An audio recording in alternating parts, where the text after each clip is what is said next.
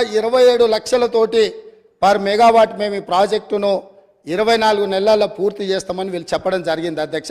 Yadadri power project ఈరోజు ఇంకా పూర్తి కాలేదు అధ్యక్ష. పోనీ ఏమన్నా ఈ గనులు ఆ జిల్లా నుంచి వచ్చిన మంత్రి గారు పాపం మా మంత్రి వెంకటరెడ్డి గారి మీద ఓ అని దాడి చేస్తుడు. ఆయన మొత్తం రైతుల జీవితాలలో మొత్తం వెలుగులు తీసుకొచ్చినాయి. నీ సొంత జిల్లాల నీ కూతవేటు దూరంలో ఉన్న మొదలుపెట్టిన ప్రాజెక్టు 2015లో మొదలు పెడితే 2023 వచ్చింది. 8 సంవత్సరాలు పూర్తిగా వస్తుంది. ప్రాజెక్టు పూర్తి కాలే. ఇప్పుడు కూడా 2024-25లో పూర్తి చెయ్యొచ్చు అని అంచనాలు వేస్తున్నారు. దీనికి మీరు నల్గొండ జిల్లా ప్రజలకు క్షమాపణ చెప్పాల్సింది పోయి మంత్రులు ఏది మాట్లాడితే ప్రతి మంత్రి మీద దాడులు చేయడమేనా?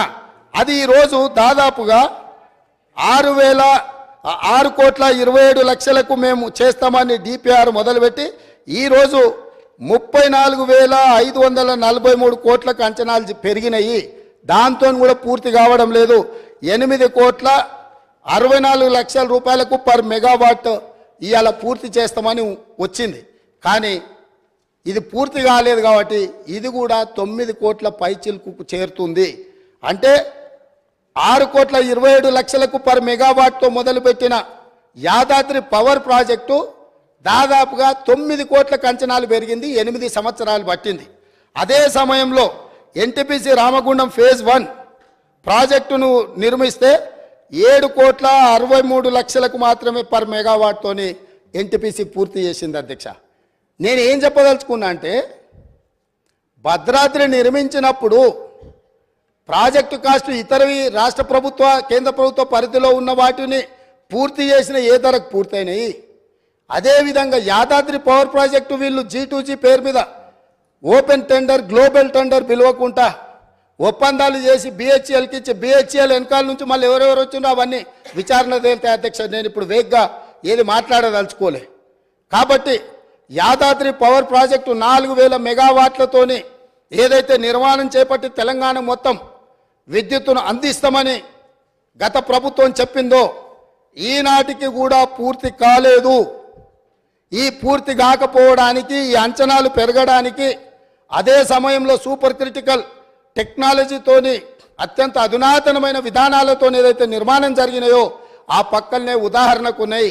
కాబట్టి ఈ 3 ప్రాజెక్టులు, 1 ఛత్తీస్గఢ్ ఒప్పందం, 2 భద్రాద్రి కొత్తగూడెంలో నిర్మించిన 1,080 మెగావాట్ల నిర్మాణము ఒప్పందం, అదేవిధంగా 3వది యాదాద్రి థర్మల్ పవర్ ప్రాజెక్టుకు సంబంధించి BHELతో చేసుకున్న ఒప్పందాల నుంచి ఈనాటికి జరిగిన పరిణామాల మీద వారు కోరుకుంటున్నారు. కాబట్టి పారదర్శకంగా ఉండాలని వారు ముందుకు వచ్చినందుకు అభినందిస్తూ మా వైపు నుంచి కూడా మేము పారదర్శకంగా ఉన్నాం.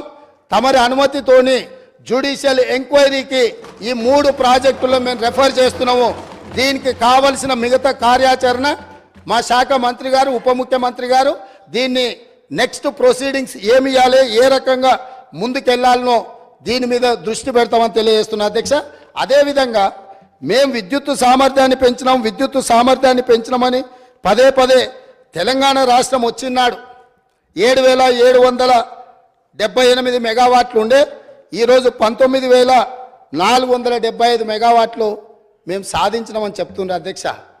ప్రభుత్వ రంగంలో వీళ్ళు సాధించింది గుండు సున్నా కొత్తది. ఎందుకు అని అంటే ఇక్కడ సోలార్ చూడండి అధ్యక్ష, ఈ పేజ్ నెంబర్ 7లో ఆనాడు 74 మెగావాట్లు ఉంటే ఈరోజు 5,600 మెగావాట్లు వచ్చింది. ఇది గవర్నమెంట్ సంస్థ నిర్మించింది కాదు, ఒకటే 1 మెగావాట్ గవర్నమెంట్ నిర్మించింది ఈ 10 ఏళ్లలో.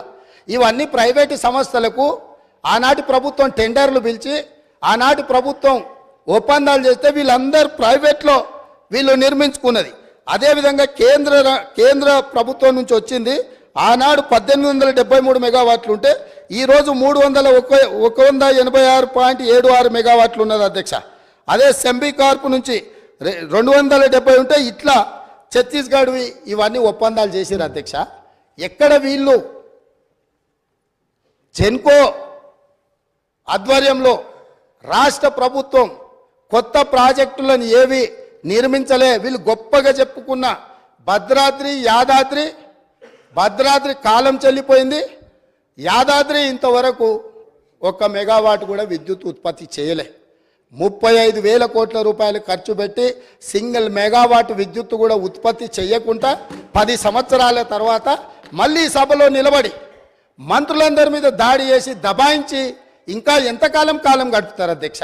ఎంతకాలం గడుపుతారు? మేము స్పష్టంగా మా మంత్రి కోమటిరెడ్డి వెంకటరెడ్డి గారు 24 గంటలు విద్యుత్ మీద వీళ్ళు డంబాచార ప్రకటనలు చేస్తుంటే సబ్ స్టేషన్లు కూర్చొని లాగ్ బుక్కులు తీసుకొచ్చి ముందర పెడితే అక్కడ ఉన్న లైన్మెన్ క్లియర్గా చెప్పిండు 8 నుంచి 10 గంటలు ఇచ్చినాం, కొన్నిసార్లు 12 గంటలు ఇచ్చినాం సార్, ఈ మధ్యకాలంలో అంతకంటే ఇవ్వలేదు అని చెప్పి స్పష్టంగా చెప్పిండు. వారు ఎప్పుడైతే సబ్ స్టేషన్లకి వెళ్ళి లాగ్ బుక్కులు తీయడం మొదలు పెట్టినరో అన్ని సబ్ స్టేషన్లలో అక్కడ ఉండే రైతులని లాగ్ బుక్ అనగానే అది మాయం చేసిరు. ఈరోజు నిజంగానే వారికి పట్టింపు ఉంటే ఒక అఖిలపక్షాన్ని నేద్దాం, సబ్ స్టేషన్ల వారిగా లాగ్ బుక్లు గతంలోనే మాయం చేసినా ఎక్కడున్నో బయటికి తీద్దాం. వీళ్ళు వ్యవసాయంలో మోటార్లు నడవాలంటే 3 ఫేజ్ కరెంటు ఉండాలి. వీళ్ళు వ్యవసాయానికి మోటార్లకు 3 ఫేజ్ ఇవ్వకుండా సింగిల్ ఫేజ్ ఎక్కువ గంటలు ఇచ్చుకుంటా వ్యవసాయానికి ఉపయోగం లేకుండా 24 గంటలు ఇచ్చినము అని భ్రమలు కల్పించి రైతులను మోసం చేసిండ్రు అధ్యక్ష.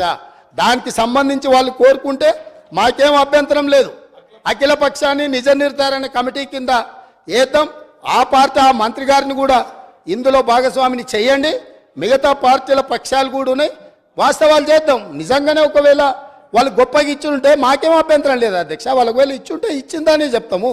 ఈ రికార్డు ఏది మేము తయారు చేసింది కాదు కదా, వాస్తవాలు సంబంధిత శాఖ అధికారులు నివేదిక తయారు చేసిరు, మా మంత్రి గారు సభలో పెట్టిండ్రు, మా మంత్రి గారు అందరినీ చర్చించడానికి అవకాశం ఇచ్చిండ్రు, అందరు చర్చించిన దాని మీద వారి సూచనలు బాగుంటే అవి తీసుకుంటామని కూడా చెప్పినాం.